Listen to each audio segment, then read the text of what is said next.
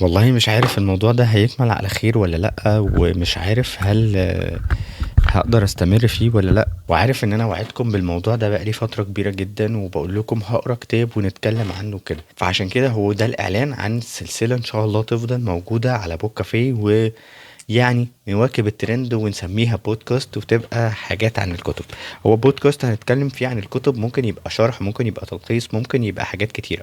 والكتب اعتقد هتبقى في اكتر من نوع مختلف، لكن في النوع اللي هبدأ فيه واللي ممكن هيبقى معانا بشكل كبير في البداية، ودي لان اكتر من كتاب قرأتهم في خلال الفترة دي واللي كنت ناوي اركز عليهم معاكم فيه، هي كتب عن التربية. الحقيقة أنا قرأت كتابين عن التربية خلال الفترة اللي فاتت، وكنت قرأت كتب تانية مختلفة ممكن أرجع لها لو حابين نتكلم عنها في موضوعات معينة.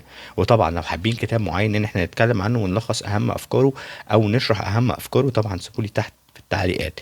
فالحلقة دي هي ملخص سريع كده، أو حلقة ترويجية، أو حلقة بنعلن فيها عن بداية سلسلة جديدة أو بودكاست جديد هيكون موجود على اليوتيوب، وهحاول أنزله على باقي منصات البودكاست بعنوان من قلب كتاب.